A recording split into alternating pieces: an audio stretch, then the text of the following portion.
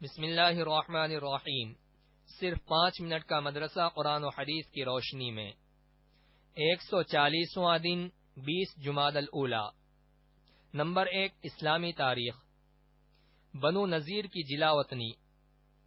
یہودی قبائل امن معاہدے میں شریک ہونے کے باوجود آئے دن بغاوت و سرکشی کرتے رہتے تھے۔ بیر معونہ کے دردناک حادثے کے بعد بنو نذیر ظلم و ستم میں بڑھتے جا رہے تھے۔ وہ معاہدے کے باوجود مشرکین مکہ سے چپکے حضور صلی اللہ علیہ وسلم کے قتل کی ناپاک سازش کرنے میں مصروف رہتے۔ ایک مرتبہ ربیع الاول سن 4 ہجری میں رسول اللہ صلی اللہ علیہ وسلم امن کے مستحق 2 مقتول مشرکوں کی دیت یعنی خون بہا طے کرنے کے لیے بنو نذیر کے پاس گئے۔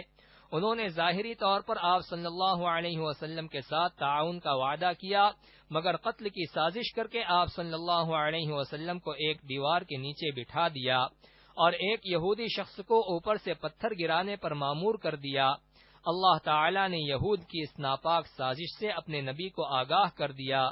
حضور صلی اللہ علیہ وسلم وہاں سے اٹھ کر واپس آ گئے اور لشکر کے ساتھ قلعے کا محاصرہ کر لیا۔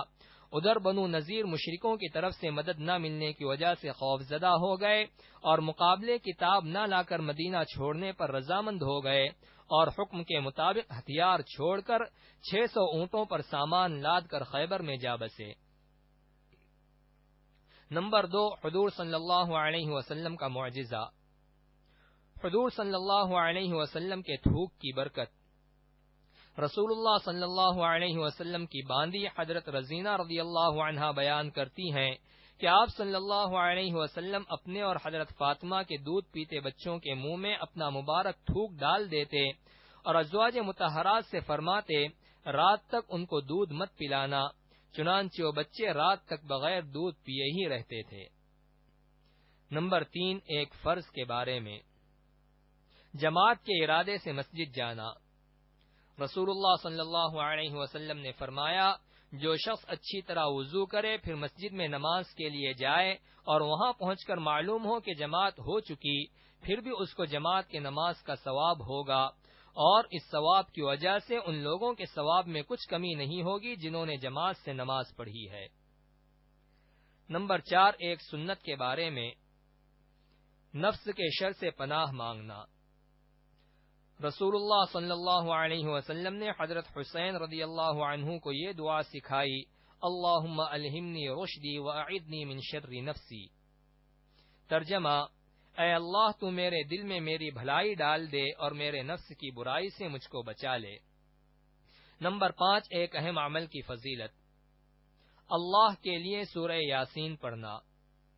رسول اللہ صلی اللہ علیہ وسلم نے فرمایا، جس نے اللہ کی رضا کے لیے رات میں سورہ یاسین کو پڑھا اس کی مغفرت کر دی جاتی ہے۔ نمبر 6، ایک گناہ کے بارے میں۔ ظلم و زیادتی کرنا۔ قرآن میں اللہ تعالی فرماتا ہے، جو اپنے اوپر ظلم کیے جانے کے بعد برابر بدلہ لے لے تو ایسے لوگوں پر کوئی الزام نہیں، الزام تو صرف ان لوگوں پر ہے جو لوگوں پر ظلم کرتے ہیں، ناحق دنیا میں سرکشی کرتے پھرتے ہیں، یہی وہ لوگ ہیں جن کے لیے دردناک عذاب ہے۔ نمبر 7، دنیا کے بارے میں۔ دنیا میں کھانا پینا چند روزہ ہے۔ قرآن میں اللہ تعالی فرماتا ہے، تم دنیا میں تھوڑے دن کھا لو اور اس سے فائدہ اٹھا لو، بے شک تم مجرم ہو، یعنی یہ دنیاوی زندگی چند روز کی ہے، اگر اس کے پیچھے پڑ کر اپنی آخرت کی زندگی کو بھلا دو گے تو قیامت کے دن تم مجرم بن کر اٹھو گے۔ نمبر 8، آخرت کے بارے میں۔ جہنم کی حالت۔ رسول اللہ صلی اللہ علیہ وسلم نے فرمایا، قیامت کے دن جہنم کو 70,000 لگاموں کے ساتھ لایا جائے گا اور ہر لگام کے ساتھ 70,000 فرشتے ہوں گے جو اس کو کھینچ رہے ہوں گے۔ نمبر 9، طب نبوی سے علاج۔ ہر مرض کا علاج۔